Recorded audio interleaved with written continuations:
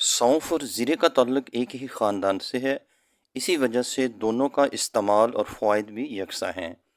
ज़ीरे का इस्तेमाल ज़्यादातर खाने में हाज़मे के लिए किया जाता है, जबकि सौंफ को ज़्यादातर खाने के बाद मुंह से नागवार बू दूर करने के लिए किया जाता है।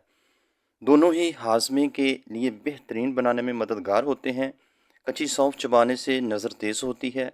सौंफ से ज़ीरे के इस्तेमाल से जिस्म में फालतू गैस खारिज होती है। सौंफ और ज़ीरा के इस्तेमाल से पसीना और पेशाब ज़्यादा आता है और जिस्म से जहरीले मादों का इखराज होता रहता है।